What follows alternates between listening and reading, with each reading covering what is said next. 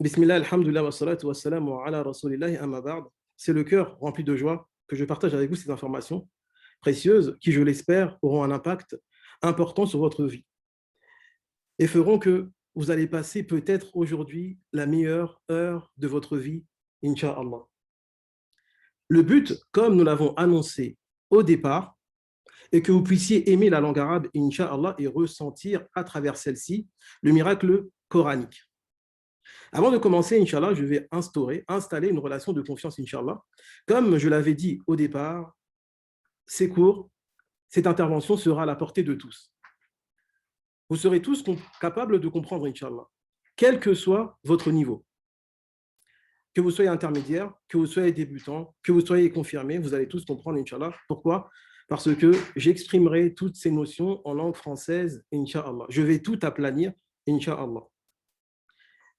Et pour ceux qui souhaitent avoir accès à ces informations en langue arabe, Inch'Allah, à la fin de l'intervention, pour ceux qui veulent entrer en contact avec moi, je vous indiquerai certains ouvrages où ces notions-là sont mentionnées en langue arabe. Ensuite, je me présente, je m'appelle Abdurrahman Abou Daniel. J'ai étudié la langue arabe à l'université de Médine en spécialité langue arabe, ce qui représente à peu près 6 ans d'études en langue arabe. Et durant ce parcours merveilleux, j'ai découvert la balagha, et ainsi que ces nombreux savants, qui sont Abdul Qahir al-Jarjani, al-Rummani, al-Khattabi et plusieurs autres, Inch'Allah, sur lesquels nous reviendrons, Inch'Allah, sur une autre intervention, bi-iznillah.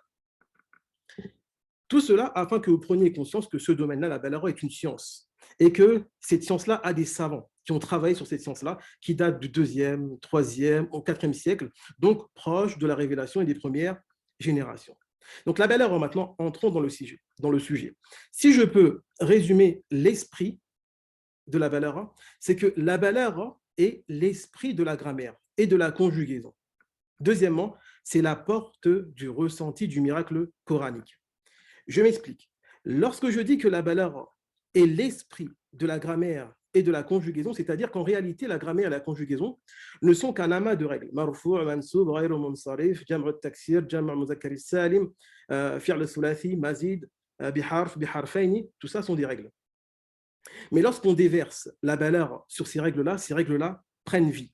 Ce ne sont plus de simples règles, mais elles deviennent des règles qui portent des sens. Et vous allez mieux comprendre dans la deuxième partie de l'intervention, Inch'Allah. Deuxièmement, j'ai dit que c'est la porte du miracle coranique, car c'est elle qui exhume, qui va mettre à jour les sens contenus dans les structures des versets coraniques. Et ça aussi, Inch'Allah, vous allez le comprendre lors de la deuxième partie de mon intervention, Inch'Allah. Et j'attire votre attention sur une chose importante, qui est que le fait que j'ai étudié la balagha, c'est cela qui m'a fait aimer la conjugaison et la grammaire. Pourquoi? Parce que lors de mon parcours à l'université islamique, j'ai découvert la balagha et j'ai ressenti en moi ce miracle coranique. Et je me suis dit, subhanallah, j'en veux plus. Et pour avoir accès à cela, j'ai compris qu'il me fallait encore plus de conjugaison et plus de grammaire. Pourquoi? Parce que la balagha s'appuie sur la conjugaison et la grammaire. Et là, nous tenons quelque chose, qui est que si nous voulons motiver les gens à apprendre la grammaire et la conjugaison, car pour beaucoup de personnes, c'est désagréable, ce ne sont pas des notions simples, ce ne sont pas des notions qui donnent envie, qui procurent du plaisir. Donc, si on veut pousser les gens à apprendre la grammaire et la conjugaison, il faut les amener sur le terrain de la balagha. Pourquoi? Parce qu'avec leur niveau, faible soit-il, s'ils arrivent à ressentir ce miracle coranique et cette belle sensation, alors là, ils se diront, subhanallah, il me faut étudier plus de grammaire et de conjugaison, incha'Allah. Donc, n'attendez pas de devenir des experts en grammaire et en conjugaison pour pouvoir vous lancer dans la balagha. Bien au contraire, lancez-vous dans la balagha et vous allez trouver de la motivation pour les autres, incha'Allah, pour les autres domaines, incha'Allah. Ensuite, traduire la balagha par éloquence est vraiment, vraiment, vraiment trop réducteur. Et nous allons le voir, incha'Allah. La balagha est beaucoup plus noble que ça, comme nous allons voir, et nous allons rentrer en profondeur, bi'iznillah. Sachez que le Coran est un miracle. Sachez que le Coran est un miracle. Et bien plus que cela, c'est le miracle par essence. c'est le miracle par excellence. Pourquoi? Parce que c'est la parole d'Allah. Et aucun miracle ne lui est égal. Même l'ouverture de la mer de Moïse ne lui est égale en rien. Donc, je vais vous mettre la photo de l'ouverture de la mer de Moïse.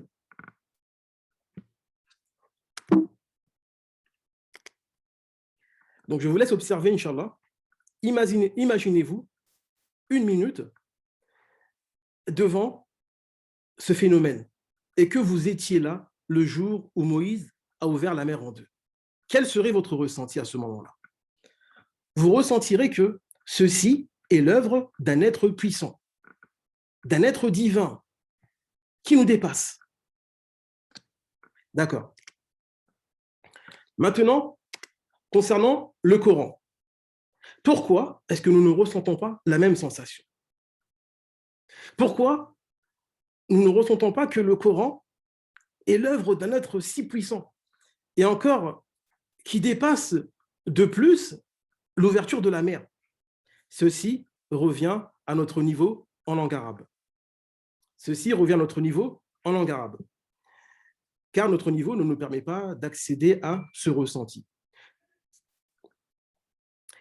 Malgré que le Coran est avant tout un miracle en langue arabe. Allah subhanahu wa ta'ala dit Inna anzalnahu Qur'anan arabiyyan la'allakum ta'qilun. Surat Yusuf, verset 2. Nous l'avons fait descendre, un Coran en langue arabe, afin que vous raisonniez. Et c'est en observant le comportement des Arabes présents lors de la révélation que nous parvenons à affirmer cela, et que cela revient à la langue arabe. Il est triste de constater que beaucoup se sont intéressés aux miracles scientifiques du Coran, ou bien aux miracles du point de vue des nombres, ou bien du point de vue des affirmations sur les événements passés et futurs. Mais le miracle du Coran est par excellence un miracle linguistique.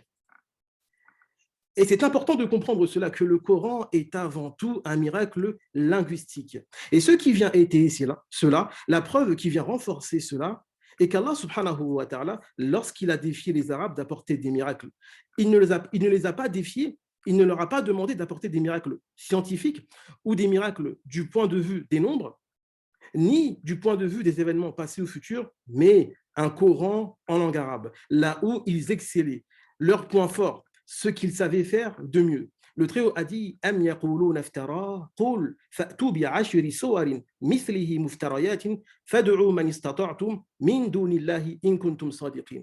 Ou bien ils disent il a forgé le Coran, dit apportez donc 10 surahs semblables à ceux-ci, forgés par vous, et appelez qui vous pourrez pour vous aider, hormis Allah, si vous êtes véridique. Mais ils ont préféré prendre les armes, se retrouvant désarmés face à la puissance linguistique du Coran, ce qui prouve que leur incapacité était face au miracle linguistique du Coran. Donc celui qui veut ressentir le miracle coranique doit surtout et avant tout le chercher. Où ça? Dans la langue arabe, dans la langue arabe. C'est un miracle linguistique avant tout. Et donc, la balagha va nous permettre de mettre le doigt sur ce côté miraculeux du Coran, Inch'Allah. Maintenant, entrons dans le vif du sujet, Inch'Allah. Je vous laisse 2 minutes pour regarder le plan de l'intervention, Inch'Allah, avant de continuer.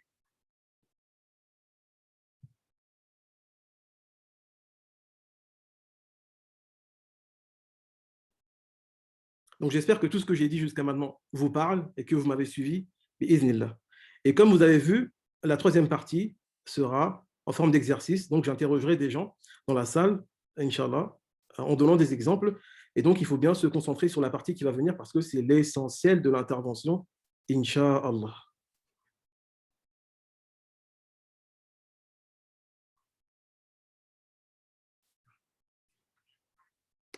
Donc, bismillah, nous continuons. Sachez que la balagha se divise en 3 grandes parties, en 3 grands chapitres. Ilmul ma'ani, ilmul bayan et ilmul badiya. Donc, en haut, vous avez ma'ani, ensuite al-bayan et ensuite al-badiya.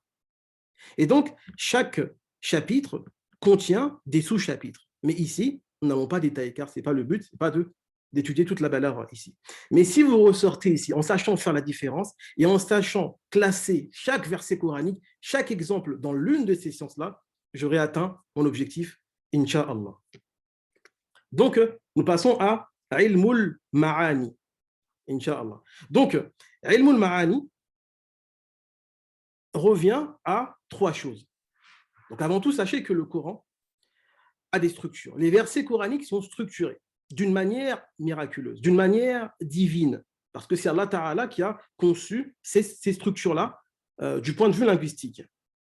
C'est-à-dire que lorsqu'Allah Subhanahu wa Ta'ala a voulu exprimer des sens, dans ces versets-là, il a utilisé des règles grammaticales, des règles en conjugaison les plus appropriées, pas n'importe lesquelles, les plus appropriées.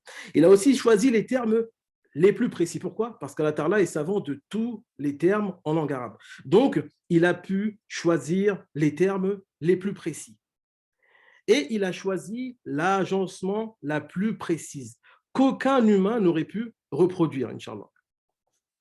Et c'est à cela que s'intéresse la science qui s'appelle Ilmul Ma'ani dans la balagha.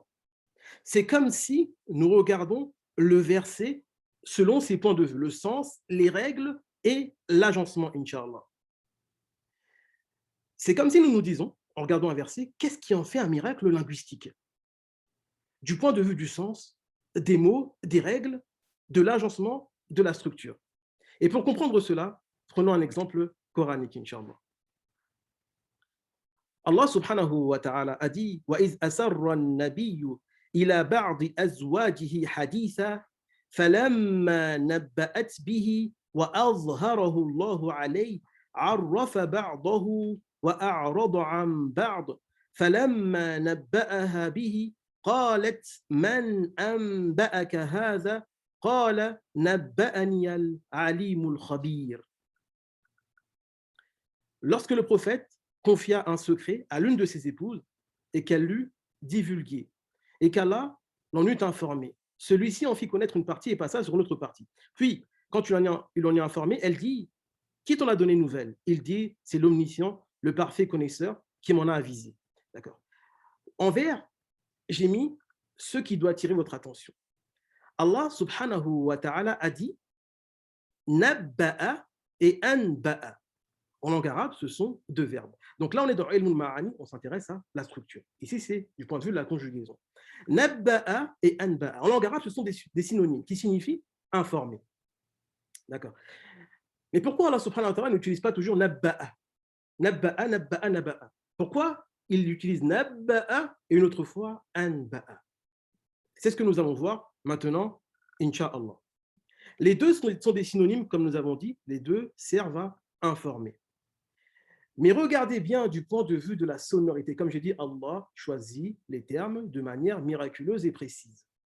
Nabba'a a une shadda, ce qui témoigne de la force, de la grande quantité.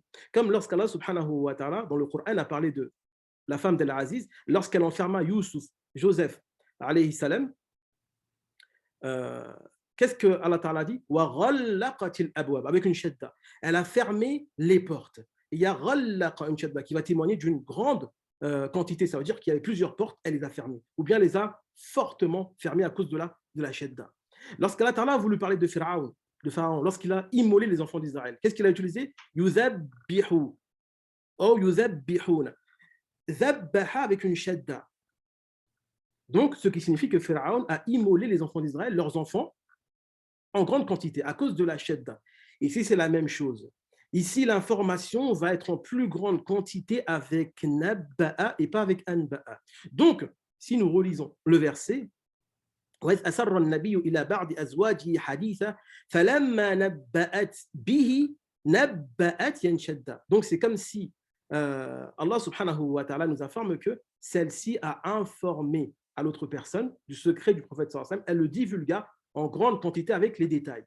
وأظهره الله عليه عرف بعضه وأعرض عن بعض فلما نبأها. Il y a encore une shadda, le deuxième, نبأها به. Lorsque le messager lui en est informé, ça veut dire que le messager lui en a informé avec les détails. Tu as parlé à une telle, tu lui as dit ça, de ce que je t'avais dit. Et ensuite, qu'est-ce qu'elle a dit? قالت. Elle interrogea le prophète sallallahu alayhi wa sallam. Donc là, je ne donne pas l'identité de cette femme-là, qui est l'une des épouses du prophète sallallahu alayhi wa sallam. Je vous laisse repartir vers les tafasirs. قالت من أنبأك هذا. Elle lui posait la question, qui t'en a informé? Sans shadda. Regardez bien, il n'y a pas de shadda cette fois-ci. Pourquoi? Parce qu'elle a demandé simplement qui t'en a informé. Mais qu'est-ce qu'il a répondu, le prophète sallallahu alayhi wa sallam? Qu'est-ce qu'a répondu le messager d'Allah alayhi wa sallam? قال نبأني العليم الخبير, avec une shadda. نبأني العليم الخبير, avec une shadda. Et donc on voit que c'est comme s'il lui dit, mais mon Seigneur ne m'a pas seulement informé, il m'a informé de tous les détails de tout ce que tu as dit, de l'endroit avec qui tu étais. Donc là, c'est avec une shadda. Et si on va plus loin, Alimul Khabir, ce sont des noms d'Allah qui témoignent de sa grande science. Et donc, ça va en accord avec la grande quantité. Allah Ta'ala est savant, et le grand savant, et le grand connaisseur, donc il a pu lui en informer avec tous les détails en grande quantité, Inch'Allah. Donc, nous passons au deuxième exemple, Inch'Allah.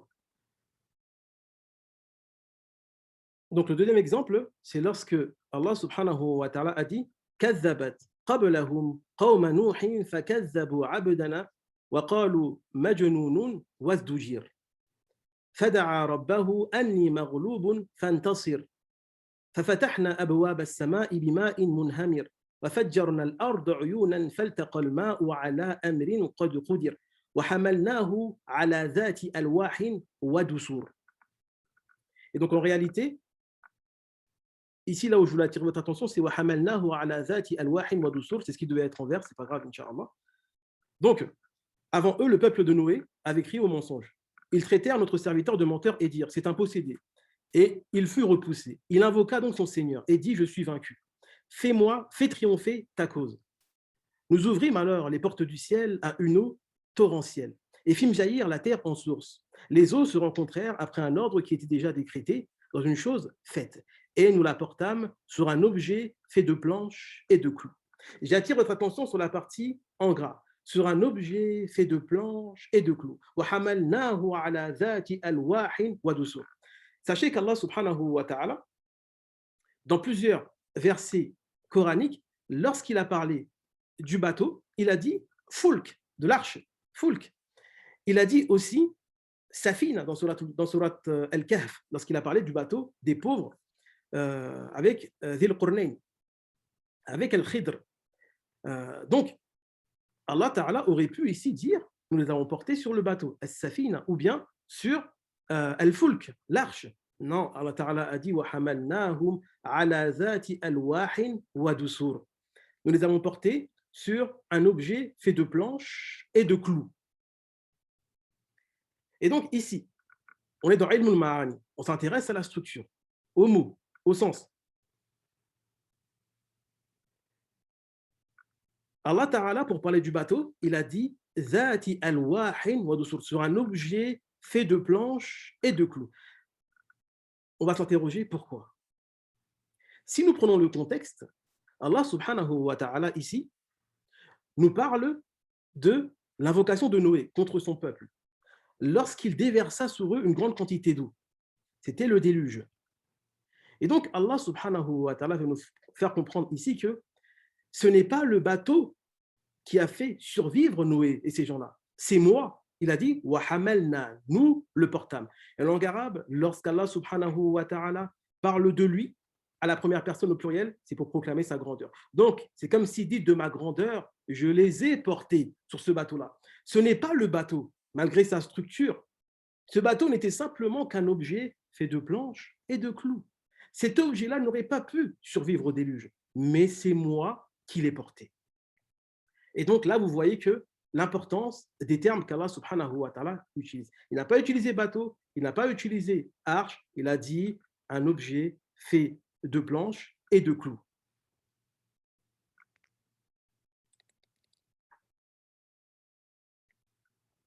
Donc, Inch'Allah, on va s'arrêter là pour Ilm al-Ma'ani. On va passer à la seconde science. Inch'Allah, j'espère que vous me suivez. Inch'Allah. Donc, je ne sais pas si j'ai encore le temps d'ajouter un exemple, parce qu'on est dans les temps, Inch'Allah. Donc, Inch'Allah, ce n'est pas grave, je garderai l'exemple pour les exercices, Inch'Allah. Donc, la deuxième partie de la balagha, le deuxième chapitre, va concerner ce qu'on appelle ilmul bayan. Ilmul bayan. Et donc, ilmul bayan et la partie de la balagha qui va s'intéresser aux figures de style, aux images. En langue arabe, on peut dire la même chose de plusieurs manières, tout comme en français. Je peux dire tu es courageux, anta shuja', mais je peux l'exprimer à l'aide d'une image. Anta shuja'un kal asad, tu es courageux comme le lion. Je peux dire aussi tu es un lion directement, en enlevant tout objet, tout outil de comparaison. Donc là, j'ai fait directement ressembler la personne à un lion. En langue arabe, c'est encore plus fort. Il n'y a pas de comparaison, tu es un lion. J'ai vu un lion sur le minbar, en parlant de l'imam. Et donc, qu'est-ce que je veux dire par là? Que l'imam est quelqu'un qui dit toute la vérité, il n'a peur de rien sur le minbar, il dit toutes les vérités. Il ne craint rien sauf Allah. Donc là, l'image est plus forte encore. D'autres figures de style, par exemple, je peux attribuer des caractéristiques à un être qui ne lui appartiennent pas. Je les prends d'un être et je les attribue à un autre être. Exemple, si je dis « repens-toi avant que les griffes de la mort te saisissent », est-ce que la mort a des griffes? Non, la mort n'a pas de griffes. Mais j'ai pris les caractéristiques d'un félin, je les ai greffées, affiliées à la mort. Pourquoi? Pour le vêtir d'une dimension dangereuse, comme si la mort va vous saisir. Et ça, au niveau de l'image que je renvoie, c'est encore plus effrayant et ça donne plus envie de faire la tauba. Et c'est ce type de figure qu'Allah Ta'ala utilise dans le Coran, comme nous allons le voir, Inch'Allah. Et donc, on voit que c'est beaucoup plus impactant. D'autres figures de style, on peut aussi faire allusion. Exemple, si je dis « sa porte est toujours ouverte », qu'est-ce que je signifie par cela? Est-ce que je veux simplement signifier que la porte est ouverte? Non, je veux signifier sa grande générosité. Si sa porte est toujours ouverte, c'est qu'il accueille beaucoup de personnes régulièrement. Donc, c'est une image pour indirecte par le lien, le rapport qu'il y a entre les deux, l'implication du fait que la porte soit ouverte, qui est la générosité. Ou bien, par exemple, lorsqu'Allah Ta'ala dans le Coran va parler des visages qui sont joyeux, resplendissants. Est-ce qu'il veut réellement les visages? Non. Allah subhanahu wa ta'ala, par cela, il veut nous dire que si ces visages sont comme ça, qu'est-ce que cela implique? Qu'ils sont dans une joie. Parce que le visage va refléter la joie, le bonheur ou bien la tristesse, comme on va voir, Inch'Allah. Et donc, lorsqu'Allah Ta'ala parle des visages, qui sont joyeux, resplendissants, c'est-à-dire que même le corps est en train de se réjouir. De la même manière que lorsqu'il a parlé des visages qui sont tristes, affligés, sombres, qu'est-ce que cela signifie? Que le corps est en train de souffrir, le corps est dans un châtiment. Et donc, il va utiliser le visage comme moyen indirect pour nous parler du reste. Pourquoi? Parce que le visage est le reflet des émotions. Inch'Allah. De même que lorsqu'Allah va parler d'Abu Lahab, Tabbat yada abi lahabin wa tab, que périssent les deux mains d'Abi Lahab. Est-ce qu'Allah veut seulement les deux mains d'Abi Lahab? Non, les deux mains sont un moyen de signifier tout le reste du corps. Mais les deux mains sont choisies parce que c'est l'objet principal avec lequel il nuisait au prophète sallallahu alayhi wa sallam. De la même manière que lorsqu'Allah va parler du feu de l'enfer, qu'est-ce qu'il veut signifier par le feu de l'enfer? Lorsqu'il décrit le châtiment, la chaleur, ce que ça fait fondre, ce n'est pas simplement ça qu'il veut, c'est ce que ça implique, la douleur sur la peau, les affres, les difficultés. Et donc, ça doit nous amener à nous repentir, à avoir peur d'Allah subhanahu wa ta'ala. Maintenant, passons à l'exemple coranique. Allah subhanahu wa ta'ala a dit كَذَّبَتْ قَبْلَهُمْ قَوْمُ نُوحٍ. Donc, on revient à l'exemple précédent.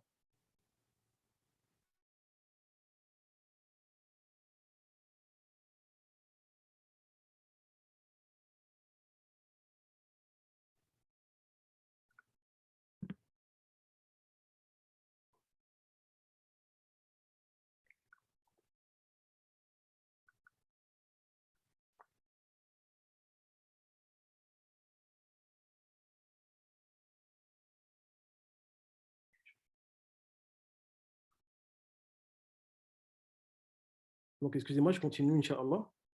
Allah subhanahu wa ta'ala a dit كَذَّبَتْ قَبْلَهُمْ قَوْمُ نُوحٍ فَكَذَّبُوا عَبْدَنَا وَقَالُوا مَجْنُونٌ وَازْدُجِرَ فَدَعَا رَبَّهُمْ أَنِّي مَغْلُوبٌ فَانْتَصِرْ.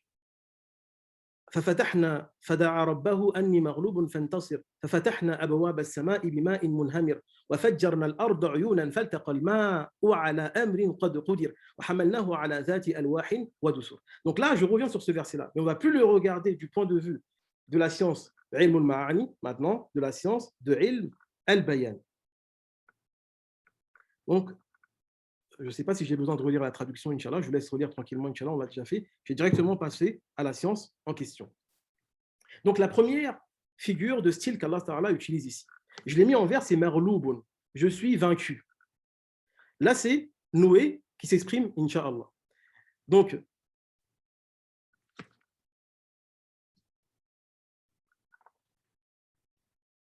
là, c'est Noé qui s'exprime, qui dit « Je suis vaincu ». Anni marlouboun. Ici, la figure de style qu'Allah Ta'ala veut renvoyer, c'est le fait que Noé a appelé son peuple pendant 950 ans.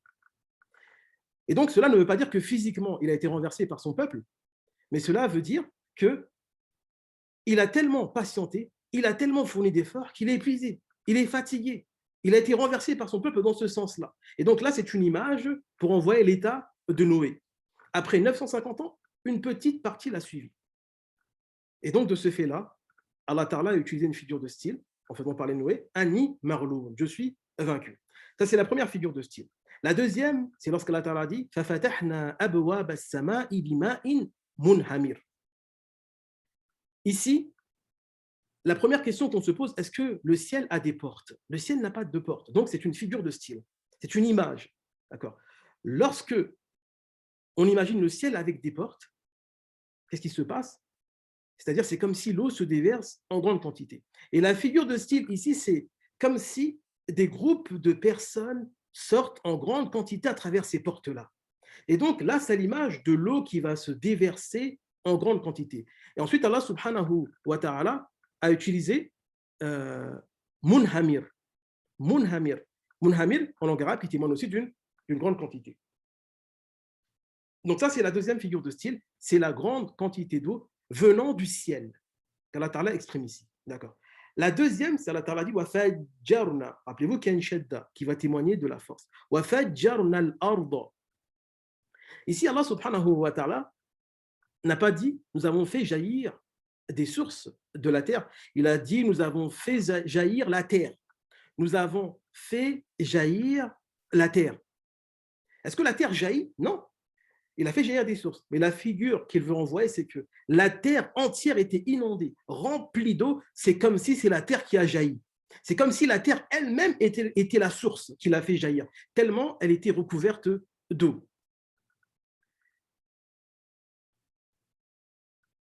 Et ensuite, donc, il y a une quatrième figure de style, marlouboun abwab as-sama wa fajarna al-ard uyun. La quatrième figure de style, c'est faltaqa al-ma ala amrin qad qudir.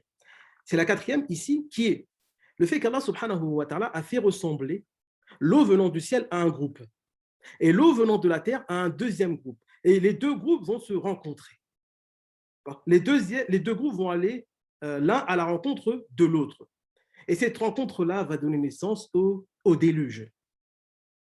Donc ici, Allah subhanahu wa ta'ala, dans un seul verset, il y a eu 4 figures de style. Et il y a plusieurs autres règles ici, mais que je ne peux pas évoquer, Inch'Allah, parce que le but, ce n'est pas d'évoquer toutes les règles, simplement pour vous montrer d'où va venir le miracle du point de vue linguistique. D'accord.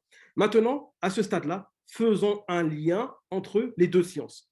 Ilmul ma'ani que nous avons vu et ilmul bayan. Rappelez-vous que dans ilmul ma'ani, on a déjà vu ce verset-là. Mais qu'est-ce qu'on a dit? On a mis l'accent sur la fin, ce qui est en gras. Qu'Allah Ta'ala a dit, nous le portâmes sur un objet fait de planches et de clous. Maintenant, vous comprenez mieux maintenant la force de l'expression ici. Si vous avez compris la force de l'image qu'elle renvoie au niveau de l'eau, les portes ouvertes dans le ciel avec toute l'eau qui se déverse, l'eau venant de la terre avec toute l'eau qui sort, la rencontre des deux qui donne naissance au déluge, alors là, on peut être convaincu que le bateau n'a pas survécu par lui-même, mais c'est une puissance divine qui l'a porté. Comme il dit, nous le portâmes, ala dhati alwahin wa dusur. En d'autres termes, ce n'était qu'un amas de planches et de clous. Ce bateau-là n'aurait pas pu voguer par lui-même. Il y avait de l'eau qui venait d'en dessous avec force et de dessus avec force. Si ce bateau a survécu, c'est parce que nous l'avons porté. Et donc, là, je pense qu'à ce stade-là, vous commencez à ressentir le miracle coranique. Donc là, je vous mets une image, Inch'Allah, pour que vous puissiez vous imaginer que ce bateau en bois, fait de planches, n'aurait pas pu survivre par lui-même. Donc, je vous laisse une minute méditer sur cette image.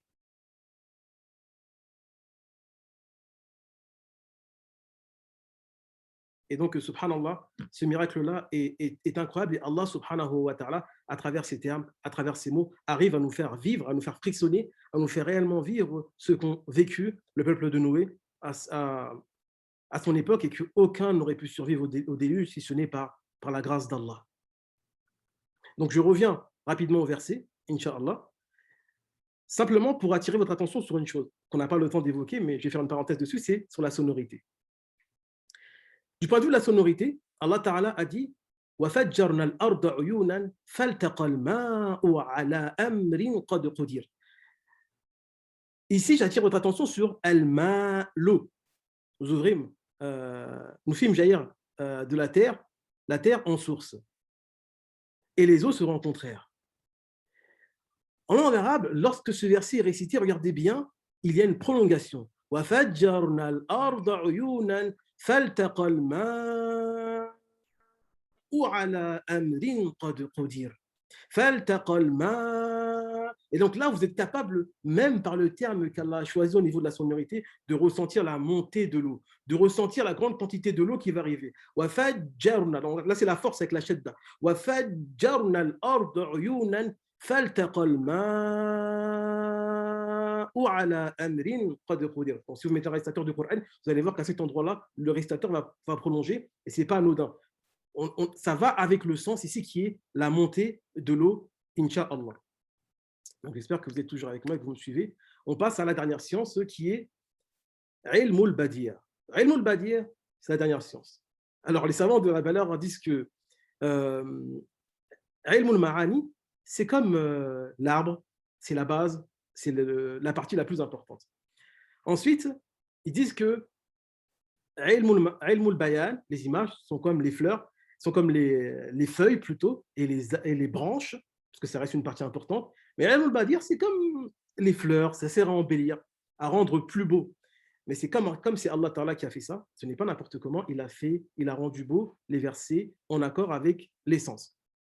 Donc, dans Ilmul al-Badir, on va s'intéresser à la beauté des termes, à la beauté de la structure. On n'est plus dans les images, ni dans la structure, on est dans la beauté. Qu'est-ce qui va rendre beau ces termes-là, ces versets-là? Et donc, même l'embellissement, ce n'est pas un embellissement qui est forcé. On ne va pas forcer la beauté, non. C'est le sens qui va appeler les mots les plus beaux. Et Allah Ta'ala connaît les termes les plus beaux et les meilleurs pour embellir ces versets-là. Comme mon professeur me disait, Inch'Allah, lorsque tu vas au restaurant, si je te sers de la nourriture dans ta main, ce n'est pas comme si je te sers de la nourriture dans une assiette. Donc, ce n'est pas pareil. Dans les deux cas, on a envie de manger, on veut de la nourriture. Mais servi dans un beau plat, c'est beaucoup mieux que directement dans la main. Ça, c'est pour donner une image concernant al-Badir. Donc, vous avez compris que ça sert à embellir, mais un embellissement qui reste en accord avec le sens. D'accord. Prenons le premier verset. Allah subhanahu wa ta'ala a dit وَيَوْمَ تَقُومُ السَّاعَةُ يُقْسِمُ الْمُجْرِمُونَ مَا لَبِثُوا غَيْرَ السَّاعَةِ كَذَلِكَ كَانُوا يُؤْفَكُونَ. Et le jour où l'heure arrivera, les criminels jureront qu'ils n'ont demeuré qu'une heure. C'est ainsi qu'ils ont été détournés de la vérité. Surat Ar-Rum, verset 55. Donc, regardez, en vert, j'ai mis les deux termes qui servent à rendre beau ici. Allah subhanahu wa ta'ala a dit Yawma taqumu as-sa'a. Le deuxième, il a dit Ghayra as-sa'a. Les deux sont sa'a, c'est le même mot. Mais en langue arabe, ici c'est très beau, pourquoi? Parce que le premier sa'a ne veut pas dire le deuxième. Ce n'est pas le même sens. C'est le même mot au niveau de la structure, au niveau de la forme, des lettres, mais le terme est différent. Le premier sa'a signifie l'heure du jour dernier. Et le deuxième signifie un laps de temps, un petit temps, un court temps. Et donc, la beauté ici, c'est que le second terme va rimer avec le premier, il va avoir la même forme, et il va renforcer le premier, il va rappeler le premier, il va donner plus de force au premier terme. Et donc ici, là, c'est la source qui rend beau le verset. وَيَوْمَ تَقُومُ السَّاعَةُ يُقْسِمُ الْمُجْرِمُونَ مَا لَبِثُوا غَيْرَ السَّاعَةِ. Passons au second exemple, Inch'Allah.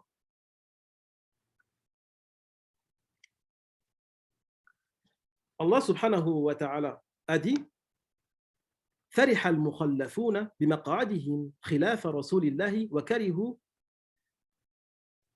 وكرهوا أن يجاهدوا بأموالهم وأنفسهم في سبيل الله وقالوا لا تنفروا في الحر قل نار جهنم أشد حرا لو كانوا يفقهون فليضحكوا قليلا وليبكوا كثيرا جزاء بما كانوا يكسبون.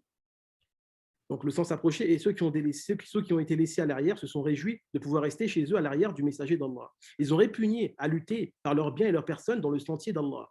Et on dit, ne partez pas au combat pendant cette chaleur. Dit, le feu de l'enfer est plus intense en chaleur.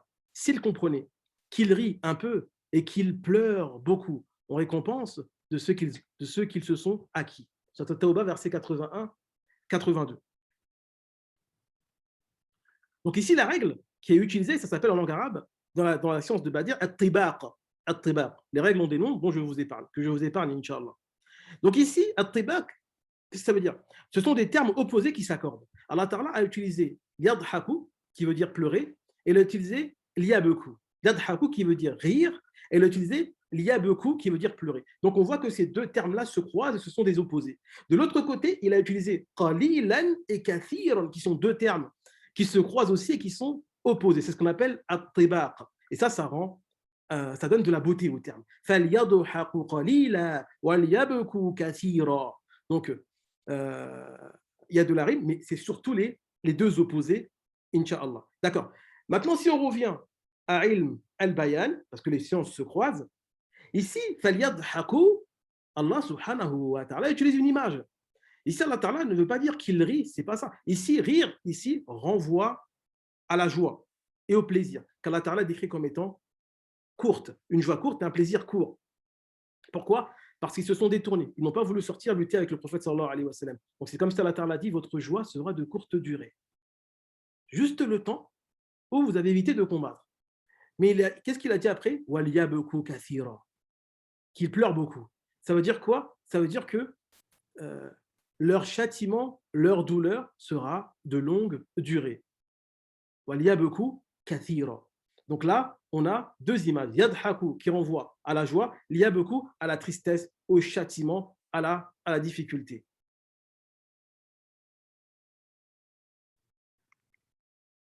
Je prends un dernier exemple, Inch'Allah, dans Ilm al-Badir. Allah subhanahu wa ta'ala a dit وَمِنْ رَحْمَتِهِ جَعَلَ لَكُمُ اللَّيْلَ وَالنَّهَارَ لِتَسْكُنُوا فِيهِ وَلِتَبْتَغُوا مِنْ فَضْلِهِ وَلَعَلَّكُمْ تَشْكُرُونَ. C'est de par sa miséricorde qui vous a assigné la nuit et le jour, pour que vous vous y reposiez et cherchiez de sa grâce afin que vous soyez reconnaissants. Surat al-Qasas, verset 73. Donc ici, j'attire votre attention sur une autre règle ici, Inch'Allah. Ici, Allah cite les deux opposés, qui sont le jour, la nuit et le jour. Il a commencé par la nuit. Et Allah subhanahu wa ta'ala, comme j'ai dit, l'ordre dans le Coran relève du miracle aussi. Ce n'est pas anodin. S'il a mis le jour en premier, c'est que c'est important. Ensuite, il a mis an-nahar. D'accord. Ensuite, regardez ce qu'il a dit après. D'accord. Dans ce verset, Allah a dit que vous reposiez et cherchiez de sa grâce. Mais il n'a pas affilié. Il n'a pas mentionné vous vous reposez quand? La nuit ou le jour? Vous cherchez de sa grâce quand? La nuit ou le jour? Mais comment est-ce qu'on le sait? C'est par l'ordre. C'est pour ça que j'ai mis en vert. Il a commencé par la nuit et ensuite le jour. D'accord. Il a commencé par le repos et ensuite aller chercher de sa grâce. Donc on comprend que par ordre, le premier est la nuit, le premier est le repos, donc on se repose la nuit. Le deuxième est le jour, le deuxième dans l'autre partie est de chercher de sa grâce. Donc on va chercher de sa grâce, on va accourir à la subsistance la journée. Et donc ce type de règles, de style, va nous interpeller. Pourquoi? Parce que ça demande une réflexion. Donc lorsqu'on va lire ça, لتسكنوا فيه ولتبتغوا من فضله. On va se poser la question, mais lequel va dans lequel? Donc ça interpelle, ça amène là la réflexion et c'est l'un des buts de cette utilisation. Et je conclurai en disant que la beauté, ilm al-ma'ani, sert aussi à renforcer les versets coraniques, à appuyer du point de vue du sens. Donc ça va aider les autres chapitres qu'on a vus aussi, mais ça va surtout témoigner de l'éloquence de celui qui parle ici, qui est Allah subhanahu wa ta'ala.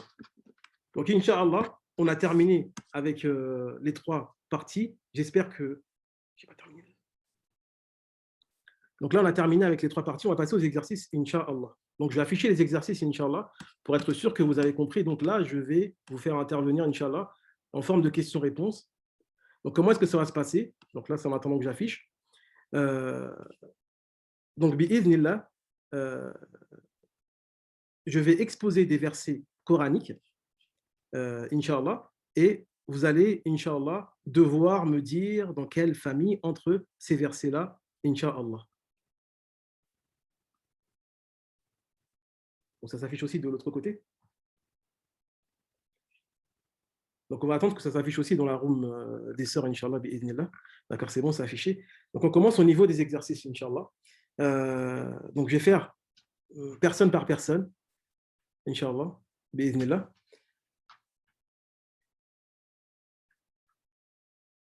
Donc, Inch'Allah, je vais donner la parole à une personne à la fois pour pouvoir répondre, Inch'Allah. وَإِذَا رَأَوْكَ إِنْ يَتَّخِذُونَكَ إِلَّا هُزُوًا أَهَذَا الَّذِي يَبْعَثَ اللَّهُ رَسُولَهُ. Et quand ils te voient, ils te prennent qu'en raillerie. Ils ne te prennent qu'en raillerie. Est-ce là celui qu'Allah a envoyé comme messager? Donc ici, on voit hada que j'ai mis en vert. La règle ici, c'est que Allah subhanahu wa ta'ala va utiliser le terme hada qui témoigne de la proximité pour marquer le fait qu'ils essaient de rabaisser le prophète sallallahu alayhi wa sallam. Donc ça va être le but de hada. Lorsqu'ils te voient, ils ne te prennent qu'en raillerie. Donc ils se moquent. Ahadha allazi, est-ce celui-là sans valeur qu'Allah Ta'ala a envoyé comme messager? Donc à votre avis, ça rentre dans laquelle des 3 sciences, Inch'Allah? Ilmul Ma'ani, Bayan ou bien Al-Badi'a? Donc je vais donner la parole à quelqu'un, Inch'Allah. Il y a Abdullah qui lève la main.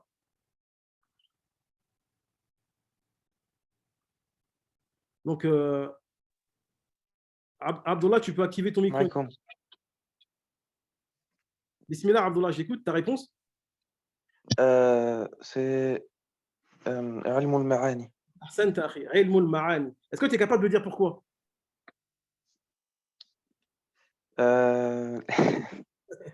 Non.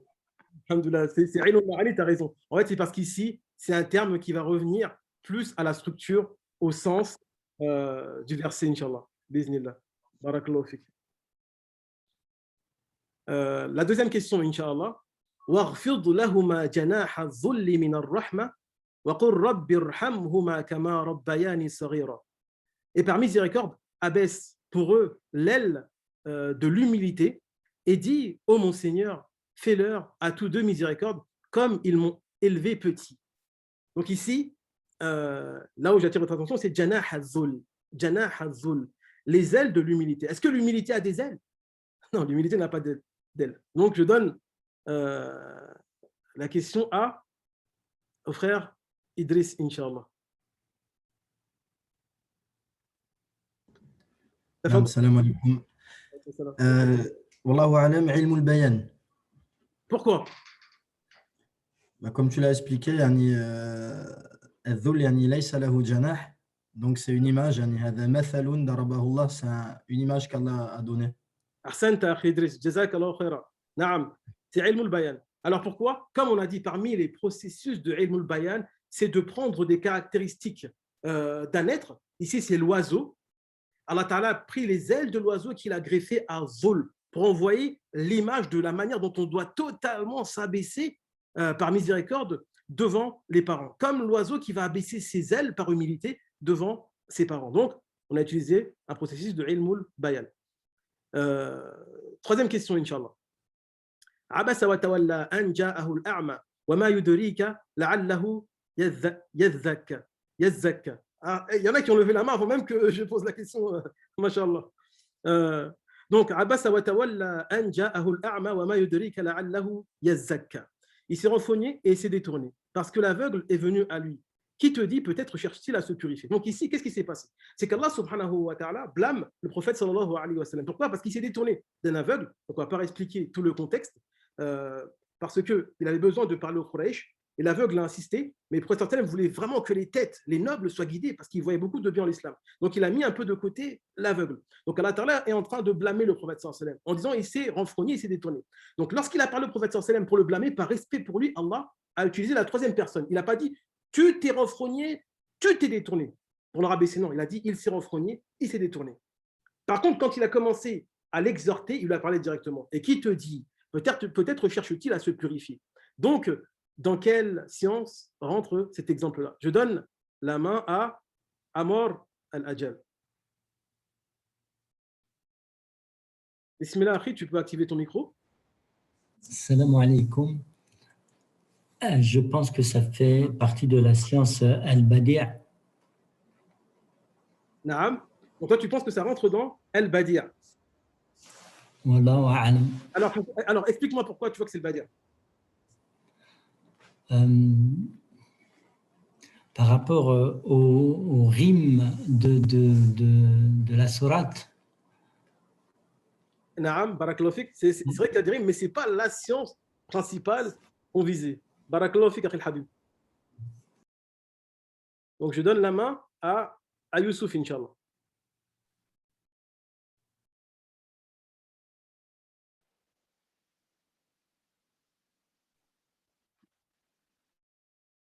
Akhi Youssouf, tu as la main, on t'écoute? Naam, salam alaikum wa rahmatullahi wa barakatuh. J'aurais dit comme le frère Ilm al-Badi', dans le sens où Allah subhanahu wa ta'ala, dans les versets, il a fait en sorte d'embellir pour ne pas, on va dire, dénigrer le prophète alayhi salatu wassalam. Wallahu a'lam. Barakallahu fik. On dirait que c'est presque ça, mais ce n'est pas ça que j'attends exactement. Barakallahu fik. Alors, je donne la main à Mohamed.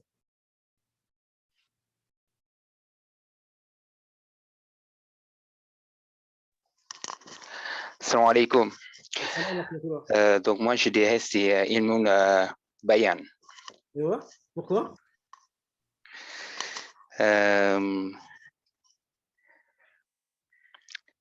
Alors donc en fait là c'est Allah subhanahu wa ta'ala a utilisé la figure d'essai dans le sens où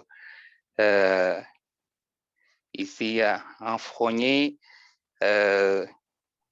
il s'est détourné et puis après il a utilisé l'absence et dans le dernier verset il a utilisé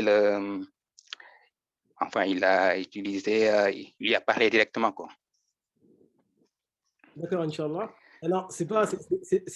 Alors, vous avez dit Badir, c'est pas Badir. Vous avez dit Bayan, c'est pas Bayan. Non, il n'en reste qu'un seul, Inch'Allah. Alors, je donne la réponse. Ici, c'était Ilmul Ma'ani. Parce qu'en réalité, pour faire cela, donc apparemment, il y a des sœurs qui ont répondu. Je peux avoir le nom de la sœur? Inch'Allah. Donc apparemment, il y a une sœur qui a répondu bon, masha'Allah. Jazallahu khayra. Elle a trouvé que c'était Ilmul Ma'ani. Pourquoi? Parce qu'ici, ça revient à la structure, Inch'Allah. Donc, celui d'après, Inch'Allah. Je vois plus les participants. Voilà. Allah subhanahu wa ta'ala dit وَهُمْ يَنْهَوْنَ عَنْهُ وَيَنْأَوْنَ عَنْهُ وَإِنْ يُهْلِكُونَ إِلَّا أَنفُسَهُمْ وَمَا يَشْعُرُونَ. Ils empêchent les gens de s'approcher de lui et s'en écartent eux-mêmes. Ils ne feront périr qu'eux-mêmes sans s'en rendre compte. Donc ici, j'attire votre attention sur yanhauna et yan'auna. Donc on a deux termes qui vont rimer, mais Allah Ta'ala a changé qu'une seule lettre. Et les deux mots sont opposés. Yanhauna, ils interdisent aux gens, wa yan'auna. Ils interdisent, mais eux-mêmes ne vont pas. Ils ne profitent pas. Donc ça rentre dans quelle science? J'ai donné la main à Seni, Inch'Allah. Bismillah. Salam alaikum. Alaykoum salam wa rahmatullah. Je dirais والله أعلم العلم بديع.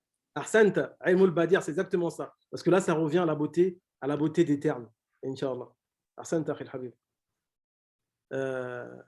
Alors, le verset d'après, Allah subhanahu wa ta'ala, en parlant de l'enfer, il a dit Innaha tarmi bi shararin kal qasr ka'annahu jimalatun sufr. Il a dit car le feu jette des étincelles volumineuses comme des châteaux. Et qu'on prendrait pour des chameaux jaunes. Donc là, c'est quelle science? Allah ta'ala a fait ressembler les étincelles de l'enfer à des châteaux. Et il les a fait ressembler aussi à des chameaux jaunes. Alors, je donne la main à quelqu'un qui n'a pas encore répondu, à Salim.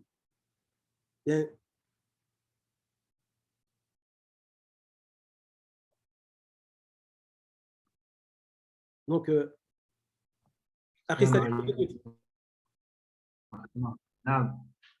là, je dirais que c'est Al-Bayan. Ahsanta, ilm al-bayan. Pourquoi? Parce que il fait une comparaison avec par rapport au château, les chameaux et tout ça. Ahsanta, très bien, Akhi. C'est exactement ça, Akhi al-Habib. Jazakallahu khayran. Ici, c'est ilm al-bayan, comme on a dit, ilm al-bayan va s'intéresser aux images, aux figures de style. Et donc ici, Allah subhanahu wa ta'ala veut nous montrer la grandeur des étincelles de l'enfer. Les étincelles de l'enfer ne sont pas comme les étincelles de cette vie d'ici-bas. Allah ta'ala a dit que elles sont volumineuses comme des châteaux. Il faut s'imaginer. Et là, quand Allah ta'ala nous envoie des images, comme j'ai dit, c'est plus impactant sur l'âme. Parce qu'on arrive à imaginer. Et on n'a pas le temps d'expliquer, mais vous voyez qu'il y a une différence quand même. Un château, ce n'est pas comme un chameau. Et ka, ce n'est pas ka'an. Mais Inch'Allah, on n'a pas le temps d'expliquer ça. Comme j'ai dit, Inch'Allah, on verra ça, Inch'Allah, dans une formation sur la valeur, Inch'Allah, bi'iznillah. Alors, Allah subhanahu wa ta'ala a dit وَيَعْبُدُونَ مِن دُونِ اللَّهِ ما لا يضرهم ولا ينفعهم ويقولون هؤلاء شفعاؤنا عند الله قل أتنبئون الله بما لا يعلم في السماوات بما لا يعلم أتنبئون الله بما لا يعلم في السماوات ولا في الأرض سبحانه وتعالى عما يشركون. Bon, le sens approché est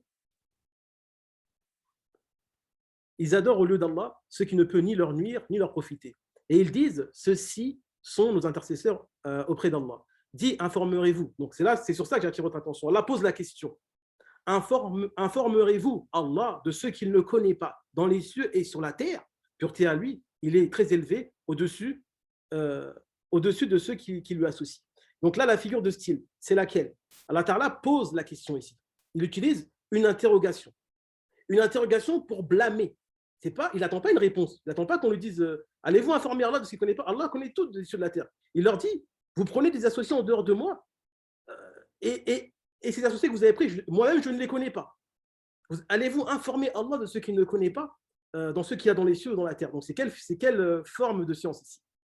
Alors, je donne la main à Serran, ou Serran. Excuse-moi, je ne sais pas si j'ai bien prononcé. نعم نعم السلام عليكم ورحمة الله وبركاته. Salam, akhil habib, marhaban. Du coup, Inch'Allah, je dirais Al-Ibad. Je dirais Al-Ibad, Inch'Allah. Alors, c'est laquelle des trois sciences? C'est Al-Ma'ani, c'est Al-Bayan ou bien Al-Badi'a? Je dirais plutôt Al-Bayan. Al-Bayan, pourquoi? Plutôt. Par rapport au fait qu'Allah, il a fait clairement comprendre qu'il ne connaissait pas les personnes pour qui prennent comme associés auprès d'Allah. D'accord, mais est-ce qu'il y a une image ici? Il y a une figure de style? Non, non, non. Non, tu n'as pas le bayan ici. Non, Inch'Allah. Tu veux essayer autre chose? Ouais, je veux bien essayer, Inch'Allah. Du coup, bismillah. Je dirais Al-Badia. Al-Badia. Non. Al-Badia. Est-ce qu'il y a des rimes, il y a des mots, il y a des ressemblances, des choses qui s'opposent? Ah non, subhanallah, la dernière. Inch'Allah. Arsène Tari. C'est Al-Ma'ani. Pourquoi? Par rapport à la structure. Il va utiliser une interrogation pour exprimer quelque chose. Donc ça, c'est la structure qui va nous ramener ce sens-là, Inch'Allah. Akhil Habib. Jazakallahu khayra. Donc je crois que je vais en poser un dernier vu le temps. vu l'heure, Inch'Allah. D'accord, donc je vais prendre celui-là, Inch'Allah. Allah subhanahu wa ta'ala a dit, ça s'affiche de l'autre côté aussi, c'est bon? Allah subhanahu wa ta'ala a dit, سخرها عليهم 7 ليال و8 أيام حسوما فترى القوم فيها صرعى كأنهم أعجاز نخل خاوية. Surat al-Haqq, verset 7. Qu'Allah déchaîna contre eux pendant 7 nuits et 8 jours consécutifs. Tu voyais alors les gens renversés par terre comme des souches de palmiers évidées. Subhanallah. Donc là, il faut méditer. Donc avant d'expliquer, Inch'Allah, je vais vous laisser. Normalement, c'est parlant tout seul. Là. On laisse une sœur ou. Inch'Allah. Est-ce que vous pouvez juste me confirmer s'il y a une sœur qui a trouvé la science? C'est laquelle? D'accord, donc on va vérifier après maintenant avec une personne ici. Bismillah. Donc je donne la main à famille.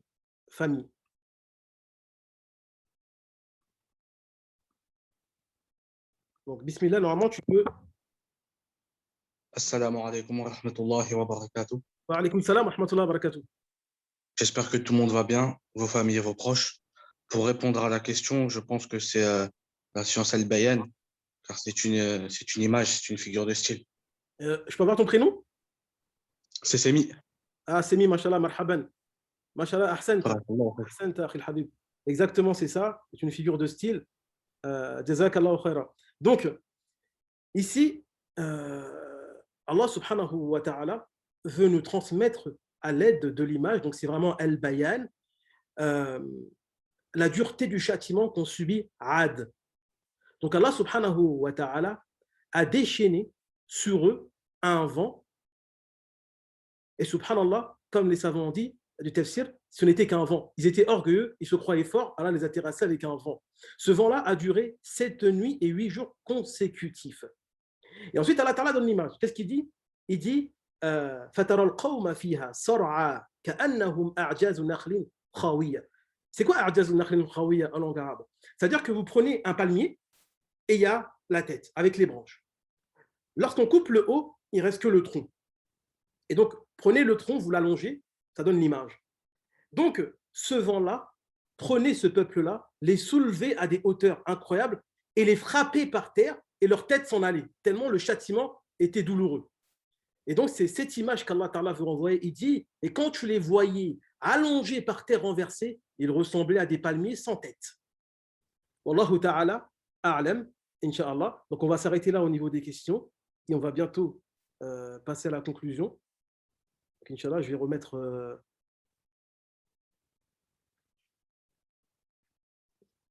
Je vais remettre l'image du plan qu'on avait au début. Inch'Allah.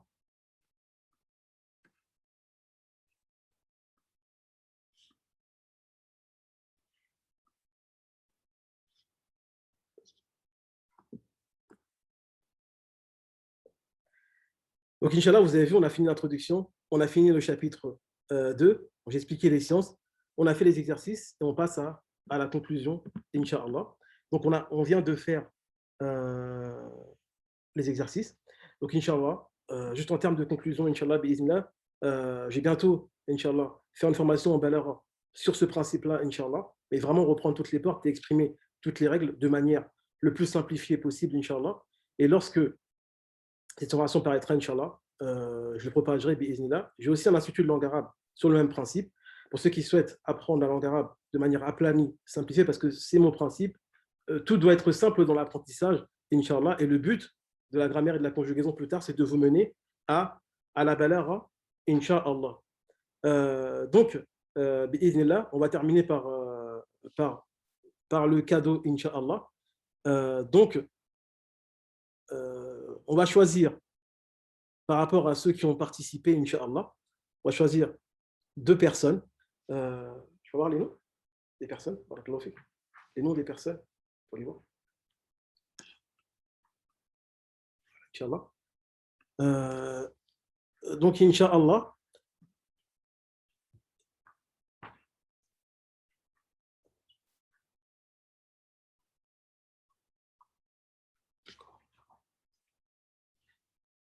Donc, chez les hommes, Inch'Allah, parmi tous ceux qui ont participé,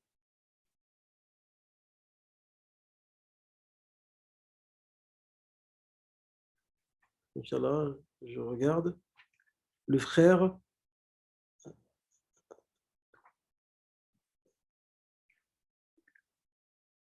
donc je vais prendre le frère Amor, Inch'Allah, le frère Amor, Inch'Allah, Jazallahu khayra, Inch'Allah. Bismillah, il aura droit au cadeau. Bismillah, il viendra nous voir après le cours, en mail ou sur WhatsApp, Inch'Allah, on l'annoncera. Et chez les sœurs, Inch'Allah, on va en choisir une, Inch'Allah, dans la liste qui sera contactée par mail, Inch'Allah, et qui aura droit au cadeau. J'annonce le cadeau ou pas? Inch'Allah, donc le cadeau, ce sera la formation de Balara qui sera prête, Inch'Allah. La personne, elle aura accès, Inch'Allah, totalement, gratuitement, bi'idhnillah. Donc, je remercie tout le monde pour votre attention. On s'excuse de tous ceux qui se sont inscrits et qui n'ont pas pu avoir accès. On va remettre ça en rediffusion, Inch'Allah, pour ceux qui ont manqué et pour ceux qui veulent revoir, tous ceux qui sont là, auront le droit à la rediffusion gratuitement, Inch'Allah. Et si ma parole était juste, c'est toute la grâce et tout le mérite revient à Allah subhanahu wa ta'ala. Et si je me suis trompé quelque part, c'est à cause de mon âme faible et à cause du diable lapidé. Wa subhanaka Allahumma wa bihamdik ashhadu an la ilaha illa ant astaghfiruka wa atubu ilaik. N'hésitez pas à venir me corriger en privé si je me suis trompé quelque part. Jazakumullahu khayra.